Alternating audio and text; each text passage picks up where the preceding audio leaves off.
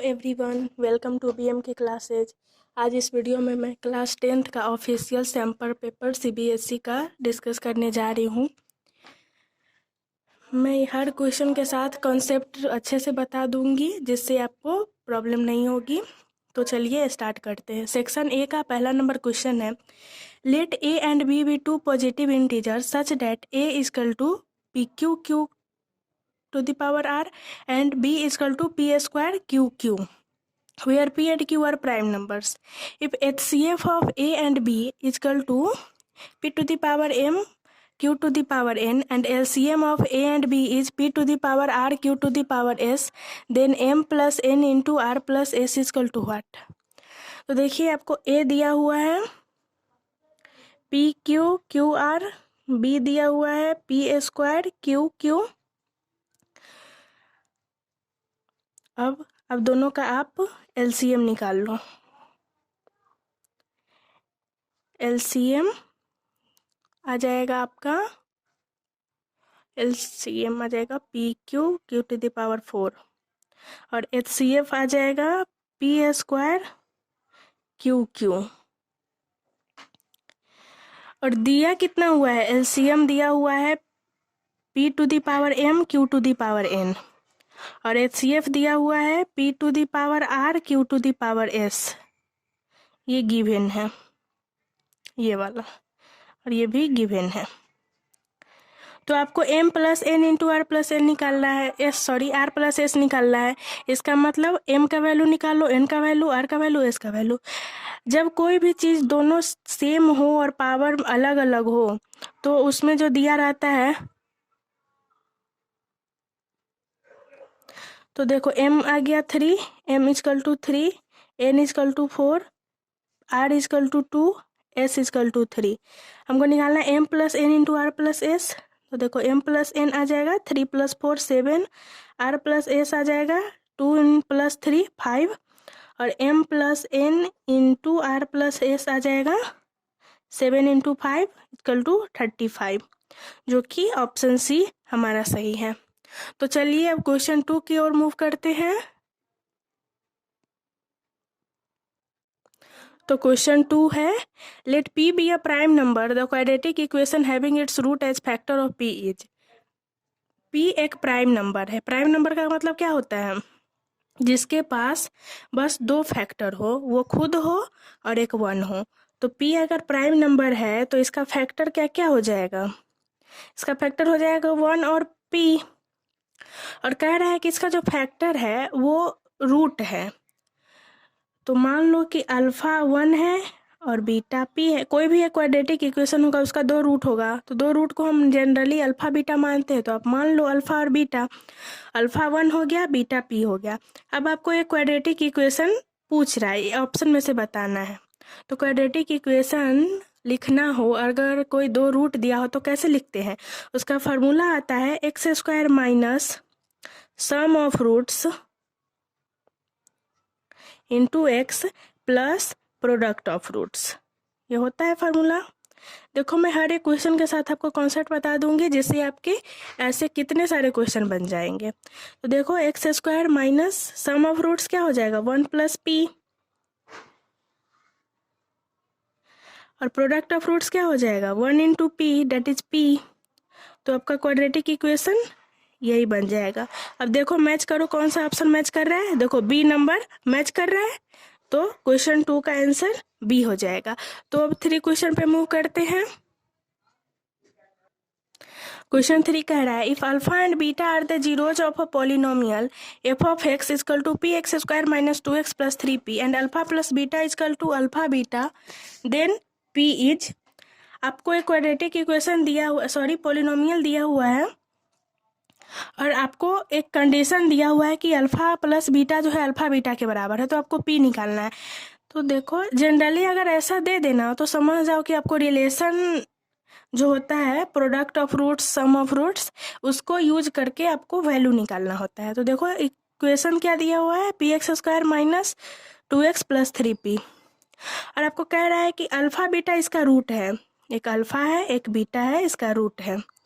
और कह रहा है अल्फा प्लस बीटा जो है अल्फा बीटा के बराबर है। तो अल्फा प्लस बीटा क्या होता है formula, alpha plus beta equal to होता है माइनस बी बाई ए, और अल्फा बीटा क्या होता है सी बाई ए। तो alpha plus beta minus b by a है, माइनस बी बाई ए का मतलब B2 है और -2 है और यहाँ पे भी माइनस लगा हुआ है तो हो जाएगा 2, और ए क्या है P, और अल्फा बीटा क्या है C बाई ए, C क्या है 3P और ये P से P कट गया 3 आ गया। और कंडीशन दिया हुआ है, गिवन है आपको alpha plus beta equal to alpha beta. तो अल्फा प्लस बीटा क्या है 2/P और अल्फा बीटा 3। तो आप यहाँ पे क्रॉस मल्टीप्लाई कर दो, P को उधर ले जाओ और 3 को नीचे ले आओ, तो P आपका हो जाएगा 2/3। P 2/3 हो गया, आपका बी ऑप्शन सही हो गया। सो अब नेक्स्ट फोर्थ क्वेश्चन की ओर मूव करते हैं। हाँ, तो आपका फोर्थ क्वेश्चन क्या है, if the system of equation 3x + y = 1 and 2k - 1x + k - 1y = 2k + 1 is inconsistent then k = what. आपको एक सिस्टम ऑफ इक्वेशन दिया हुआ है और कह रहा है कि वो इनकंसिस्टेंट है। इनकंसिस्टेंट का मतलब क्या होता है, पैरेलल।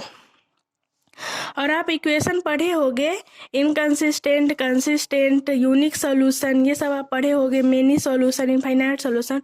उसी में एक आता है पैरेलल। अगर हो कोई इक्वेशन तो क्या होता है, उसका फार्मूला होता है A1/A2 = B1/B2 = नॉट C1/C2। और ये A1 A2 B1 B2 क्या है, A1 A2 और B1 B2 ये कोफिशिएंट होता है x का, ये होता है कोफिशिएंट ऑफ x और ये होता है कोफिशिएंट ऑफ y और ये होता है कांस्टेंट टर्म। जैसे कि आपका इक्वेशन है, पहला इक्वेशन लिख लो आप 3x + y = 1 और दूसरा इक्वेशन है 2k - 1 × x + k - 1 × y = 2k + 1 है। आप इसको माइनस में इधर कर लो ताकि आपको बार बार, सॉरी, इसको भी आप -1 = 0 कर लो तो 0। अब ये फार्मूला यूज करो आप यहाँ पे, A1/A2, तो A1 ये है, A2 ये है, तो A1 हो जाएगा 3/2k - 1, ये B1 है, ये B2 है, B1 हो गया 1, कोएफिशिएंट इसका 1 है ना, तो ये 1 ही होगा अपॉन k - 1 और is equal to not C1/C2। C1 क्या है -1 और C2 क्या है -2k + 1, तो माइनस से माइनस कर दो और देखो आप इस दोनों इक्वेशन को सॉल्व करो तो क्या आ जाएगा, इसको क्रॉस मल्टीप्लाई कर दो, ठीक।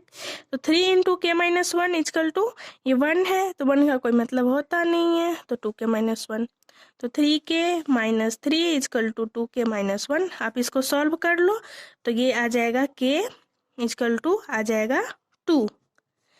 अब आप चाहो तो डायरेक्ट ऐसे k = 2 टिक कर दो, बट ये नेसेसरी है कि आप एक बार ये इजकल टू नॉट वाले कॉन्सेप्ट भी चेक कर लो। तो आप इजकल टू नॉट को एक बार ये दोनों को सॉल्व करोगे और एक बार ये दोनों को सॉल्व करोगे तो आपको एक बार आएगा k = नॉट -2 और एक बार आपको आएगा k = नॉट -1। इसका मतलब है कि k का वैल्यू ये और ये नहीं हो सकता है। अगर ये दोनों हुआ तो वो इनकंसिस्टेंट नहीं होगा। तो क्वेश्चन में क्या पूछ रहा है, इनकंसिस्टेंट, तो ये k = 2 होगा। तो अब फिफ्थ क्वेश्चन की ओर मूव करते हैं। तो देखिए फिफ्थ क्वेश्चन क्या कह रहा है, if the vertices of a parallelogram PQRS taken in order are, ये सब दिए हुए हैं कोऑर्डिनेट पैरेललोग्राम के PQRS के, तो आपको फोर्थ वर्टिसेज का कोऑर्डिनेट पूछ रहा है।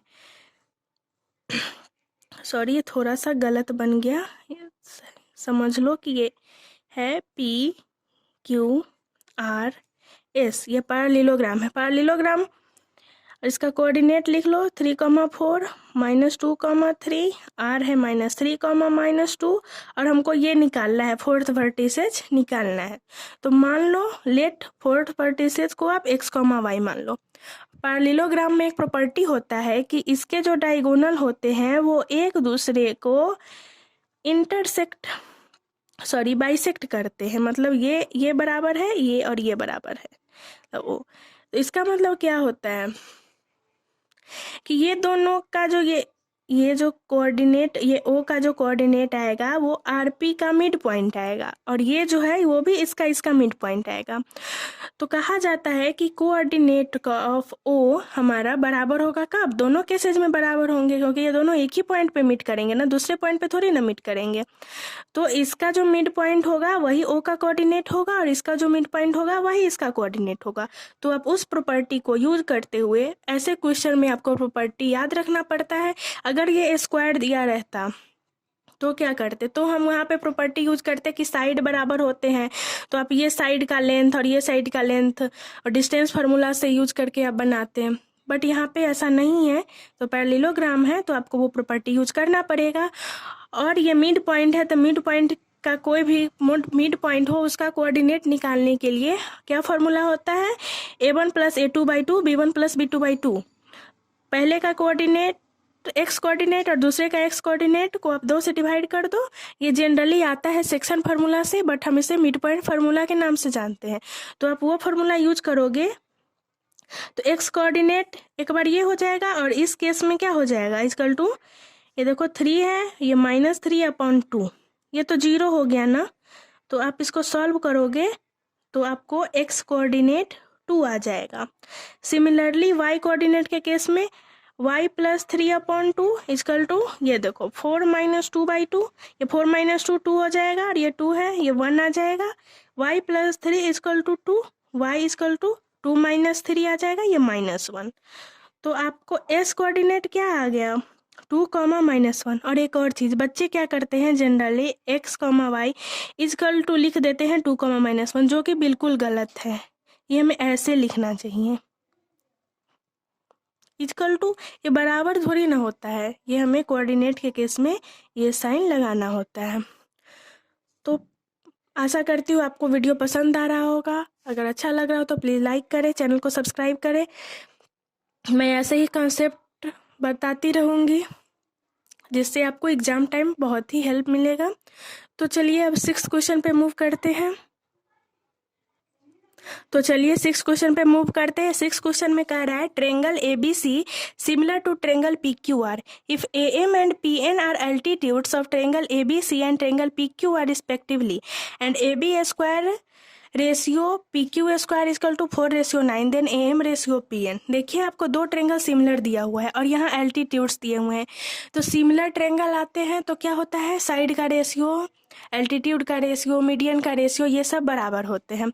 जैसे ही ये ट्रेंगल सिमिलर दे दिया तो आपके दिमाग में ये कॉन्सेप्ट आना चाहिए कि ये जो होता है उसका रेशियो बराबर होता है।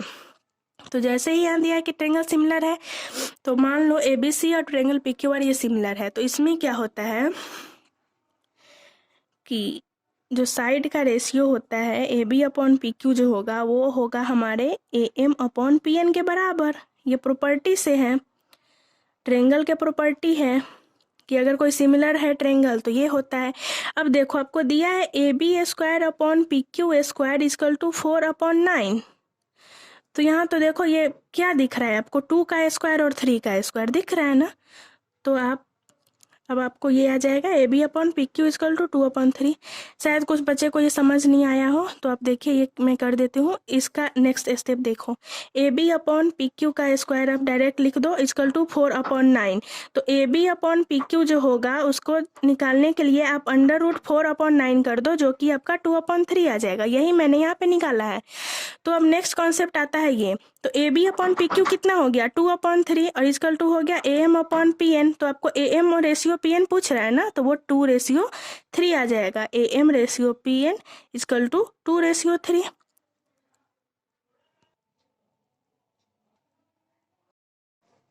अब हमारा नेक्स्ट क्वेश्चन है क्वेश्चन नंबर 7। तो क्वेश्चन नंबर 7 में क्या कह रहा है, if x tan 60 degree cos 60 degree equal to sin 60 degree cot 60 degree then x equal to what. ये ट्रिग्नोमेट्री का क्वेश्चन है। आप इसको दो मेथड से बना सकते हो, एक बार आप वैल्यू डाल के बना सकते हो और एक बार आप डायरेक्टली सॉल्व कर सकते हो।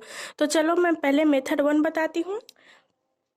क्या है, x tan 60 degree cos 60 degree equal to sin 60 degree cot 60 degree. तो आपको x निकालना है ना, तो ये मल्टीप्लाई में है तो ये क्या इधर आके डिवाइड हो जाएगा। तो देखो sine 60 degree cot 60 degree upon tan 60 degree cos 60 degree. अब देखो ये साइन 60 डिग्री और ये cos 60 डिग्री मिलकर क्या हो जाएगा tan 60 डिग्री। तो आप इक्वल टू लिख दो tan 60 degree into cot 60 degree upon tan 60 degree. अब हो सके तो डायरेक्ट tan 60 डिग्री कट कर दो, या फिर tan 60 degree into cot 60 degree आप 1 मान लो, और फिर देखो आप यहाँ से आप जैसे चाहो वैसे बना सकते हो। डायरेक्ट इसको कट कर दो, ये क्या आ गया cot 60 डिग्री। आपको एक भी ऑप्शन नहीं दिखेगा जिसमें 60 डिग्री हो, तो cot 60 डिग्री को आप क्या लिख सकते हो, cot 90 degree minus tan 90 degree tan 30 degree. और ये कैसे हुआ tan 30 डिग्री, ये प्रॉपर्टी जानते होगे कि cot 90 डिग्री माइनस थीटा जो होता है वो tan थीटा होता है। तो ये cot 60 डिग्री को आप लिख सकते थे cot 90 डिग्री माइनस 30 डिग्री, जो कि tan 30 डिग्री के बराबर है।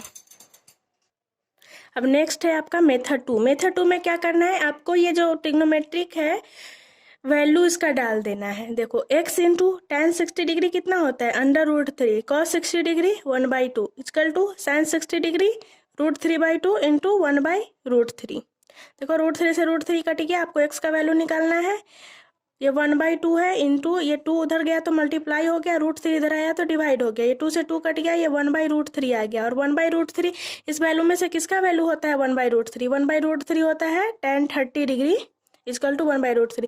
सो आपका बी ऑप्शन करेक्ट है। आप किसी भी मेथड को चूज कर सकते हो, अगर आपको वैल्यू याद है तो वैल्यू से करो, और अगर आपको वैल्यू में प्रॉब्लम होती है, वैसे वैल्यू तो आपको याद होनी ही चाहिए, अगर आपको वैल्यू याद नहीं है तो आप इस मेथड से चले जाओ। लेकिन बच्चे को इस मेथड में प्रॉब्लम होती है क्योंकि वो ट्रिग्नोमेट्रिक आइडेंटिटीज और फार्मूला ही भूल जाते हैं।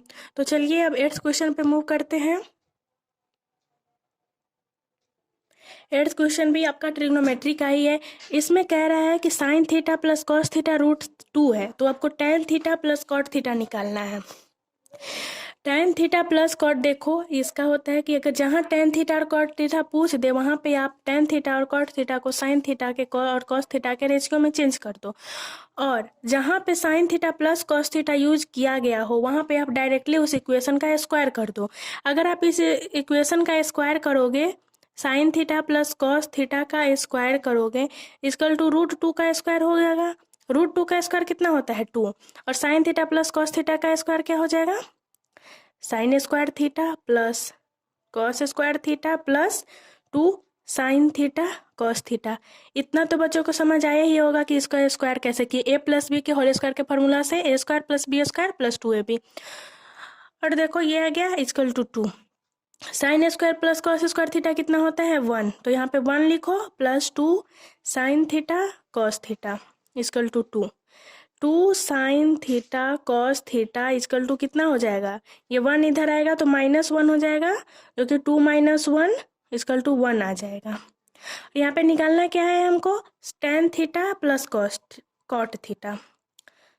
पहले एक स्टेप और आगे बढ़ जाओ, ये 1/2 आ जाएगा।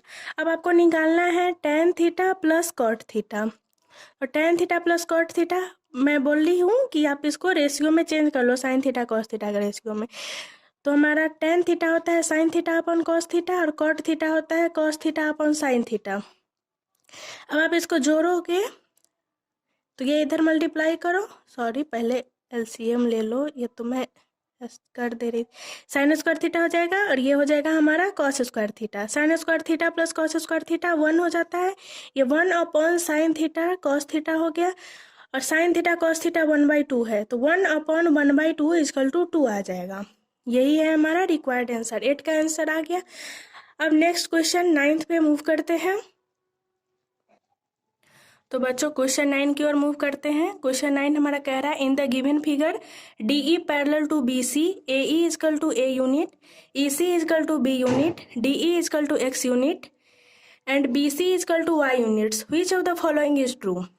आपको ये सब दिए हुए हैं, DE पैरेलल टू BC दिया हुआ है, और आपको ये कंडीशन है, इसमें से आपको पूछ रहा है कि कौन सा कंडीशन सही दिया हुआ है।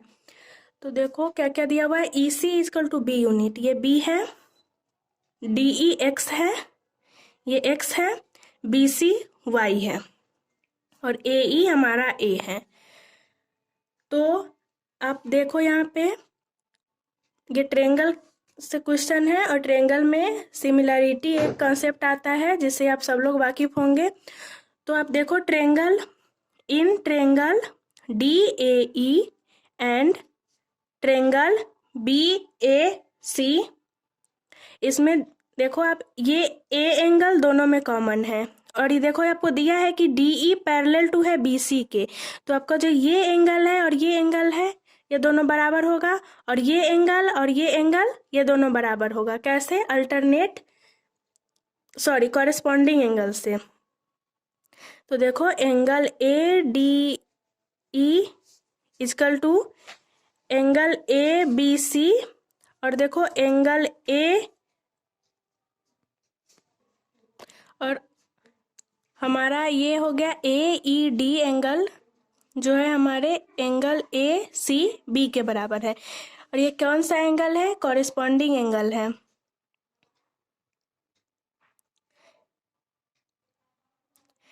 ऐसे लिखोगे तो आपको मार्क्स मिलेंगे, ग्रेस मार्किंग जो होता है और फिर स्टेप मार्किंग, तो आपको इसमें हेल्प मिलेगा। तो और फिर देखो एंगल ए जो है हमारा, angle A equal to angle A, ये हमारा दोनों में कॉमन है। तो हमारा ट्रेंगल ए डी ई जो है वो ट्रेंगल ए बी सी के सिमिलर हो गया। किस प्रॉपर्टी से? बाई ए क्राइटेरिया से ये हमारा ट्रेंगल सिमिलर हो गया। अब ये ट्रेंगल सिमिलर होता है तो क्या होता है? कोई भी उस दोनों ट्रेंगल के कोई भी दो साइड्स के रेशियो हमारे बराबर होते हैं। तो आप इस ट्रेंगल में देखोगे तो क्या होगा? ए ई अपॉन ए सी जो है हमारा D E upon B C के बराबर है। और आपको यहाँ पे ए ई और ए सी, देखो ए ई जो है हमारा ए है, ए सी कितना हो जाएगा? ए ई प्लस ई सी, और ए ई प्लस ई सी को आप क्या लिखोगे? ए प्लस बी। और डी ई कितना है? एक्स, और बी सी कितना है? वाई। तो आप देखो x इजकल टू, एक्स को इधर ही रहने दो, y को इधर कर दो, वाई ए अपॉन ए प्लस बी। और ये हमारा किस ऑप्शन से मैच कर रहा है? ऑप्शन सी से। तो हमारा ऑप्शन सी आंसर हो गया। अब नेक्स्ट 10th क्वेश्चन की ओर मूव करते हैं। तो अब 10th क्वेश्चन की ओर मूव करते हैं। A B C D is a trapezium with A D parallel to B C and A D equal to 4 centimetre. If the diagonals AC and BD intersect each other at O such that AO upon OC is equal to DO upon OB is equal to 1/2, then BC is equal to what? देखो जैसे ही आपको ये जहाँ पे दिख जाए ऐसे ऐसे क्वेश्चन, वहाँ पे आप क्या करो? डायग्राम बना डालो। ज़रूरत होती नहीं है बट आपको साफ साफ दिखेगा इसलिए आप बना लो तो ज़्यादा ज़रूरी है। दिया हुआ है ए डी हमारे बी सी के पैरेलल है, तो ट्रेपेजियम में दो ये साइड पैरेलल होते ही हैं। ए डी 4 यूनिट दिया हुआ है, 4 सेंटीमीटर दिया हुआ है और इसके डायगोनल्स जो है ए सी एंड बी डी वो कहाँ इंटरसेक्ट कर रहे हैं? ओ पे। तो आप इसे ऐसे बना दो और ये इंटरसेक्ट कर रहे हैं ओ पे। तो आप देखो अब आपको निकालना है बी सी, तो आपको बी सी निकालने के लिए कुछ ऐसा करना पड़ेगा जिससे आपको रिलेशन निकल जाए। और ए डी दिया हुआ है, तो ये दिया है और ये निकाला है, तो आपको जरूर इस ट्रेंगल और इस ट्रेंगल में रिलेशन निकालना होगा। पहले अगर ये समझ आ जाए कि हमें करना क्या है तो आपका क्वेश्चन इजीली बन जाएगा। तो पहले ये डिसाइड करो कि करना क्या है, डायरेक्ट लिखने लगोगे तो गलत हो जाएगा। तो देखो आपको इस ट्रेंगल और इस ट्रेंगल में देखना है। तो देखो in triangle A O D and triangle B O C, हमारा एंगल ए ओ डी जो है एंगल बी ओ सी के बराबर है। ये एंगल के बराबर है। किस प्रॉपर्टी से? Vertical opposite angle. एंड दूसरा है A O upon O C equal to B O upon O D, ये आपका दिया ही हुआ था 1/2 है। तो देखो साइड का रेशियो बराबर है और एक एंगल बराबर है, तो हमारा ट्रेंगल ए ओ डी जो है सिमिलर हो गया ट्रेंगल बी ओ सी के। किस प्रॉपर्टी से? SAS प्रॉपर्टी से। देखो ये साइड था और ये बीच का एंगल, तो SAS प्रॉपर्टी से हमारा ये ट्रेंगल सिमिलर हो गया। जब हमारा ट्रेंगल सिमिलर होता है तो क्या होता है, सारे साइड्स के रेशियो बराबर हो जाते हैं। तो अब देखो AO अपॉन OC जो है OD अपॉन OB के बराबर हो गया, और हम गलत, सॉरी बच्चों यहाँ पे एक गड़बड़ हो गई, यहाँ पे OD अपॉन OB दिया हुआ है ना, ये गलती हो गई। यहाँ पे OD अपॉन OB हो गया, और ये बराबर किसके हो जाएगा, जब ये सिमिलर है ट्रेंगल तो AD अपॉन BC के इक्वल हो जाएगा। और ये दोनों रेशियो हमारा 1/2 के बराबर है, तो AD upon BC equal to 1/2 आ गया। और AD 4 है तो इजकल टू 4 अपॉन BC जो है हमारा 1/2 हो गया। अब क्रॉस मल्टीप्लाई कर दो तो BC जो है हमारा 8 के बराबर आ गया, 8 सेंटीमीटर। ये C ऑप्शन सही हो गया। ये सारे क्वेश्चन 1 नंबर के क्वेश्चन है, बहुत ही कंसेप्चुअल क्वेश्चन सब है, तो प्लीज़ कॉन्सेप्ट पे ध्यान दें। अब नेक्स्ट क्वेश्चन 11th क्वेश्चन की ओर मूव करते हैं। अब नेक्स्ट क्वेश्चन आपका सर्कल से है। सेक्शन A में ऑलमोस्ट आपके सारे चैप्टर्स कवर किए गए हैं।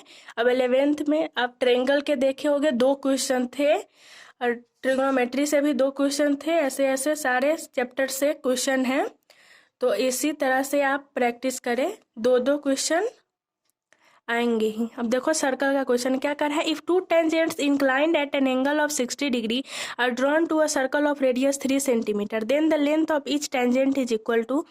देखो ये एक सर्कल है, और सर्कल पे क्या कर रहा है, इसका रेडियस कितना है 3 सेंटीमीटर, और टेंजेंट जो है वो 60 डिग्री पे इंक्लाइंड है। ऐसे फिगर तो आप सर्कल बनाओगे तो आपको ऐसे फिगर तो याद ही हो जाएंगे। बहुत सारे क्वेश्चन में आपको ये कॉन्सेप्ट लगाना पड़ेगा। ये देखो रेडियस इसका 3 सेंटीमीटर दिया था, और मान लो सेंटर O है, इसको A मान लो, इसको B मान लो, और ये 60 डिग्री है। और जब 2 टेंजेंट इक्वली इंक्लाइंड होते हैं ना, तो ये एंगल हाफ हो जाता है, ये 30 डिग्री हो जाता है।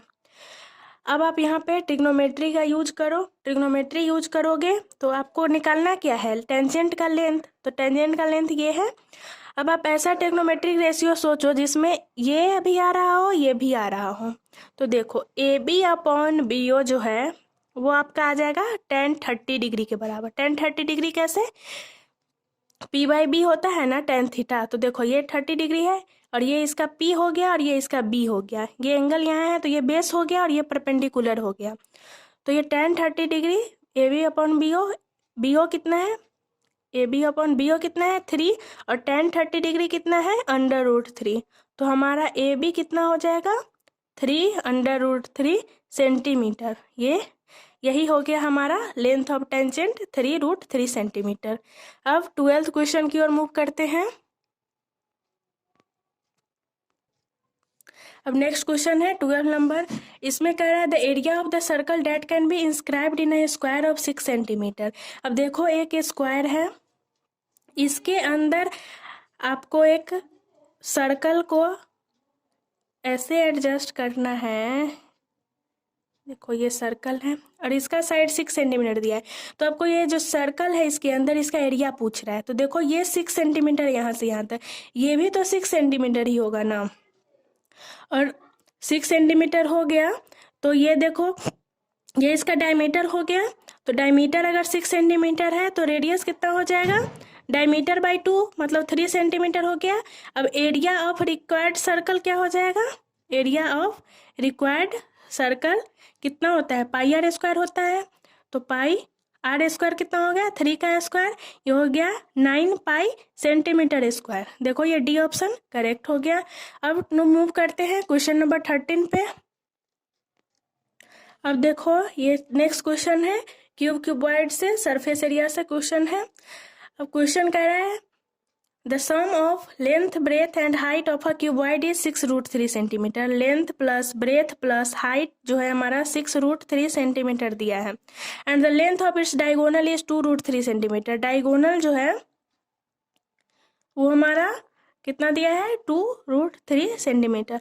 डायगोनल का फॉर्मूला क्या होता है, √L² plus B² plus H² होता है, और ये हमारा 2√3 का बराबर दिया है। अब आप इसको स्क्वायर कर दो, स्क्वायर करोगे तो आ जाएगा L² plus B² plus H² equal to, इसका स्क्वायर करोगे तो 12 आ जाएगा। ये हो गया। अब आपसे पूछ क्या रहा है, टोटल सरफेस एरिया। तो पहले आप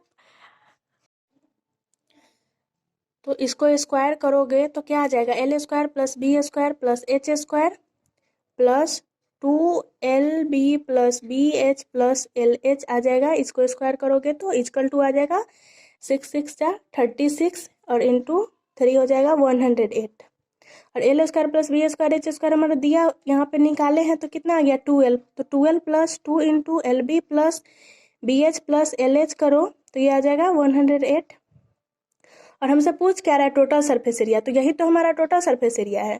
तो टोटल सरफेस एरिया जो हो जाएगा 108, ये माइनस 12 कर दो, कितना आ गया 96, यही सेंटीमीटर स्क्वायर। यही हमारा रिक्वायर्ड आंसर है। तो आशा करती हूँ आप लोग को वीडियो पसंद आया हो। ये सेक्शन 1 के 13 क्वेश्चन इस वीडियो में कवर हो गए हैं। नेक्स्ट वीडियो देखने के लिए हमारे चैनल को सब्सक्राइब करके रखें, लाइक करें और अच्छा लगा तो शेयर करें। Thank you.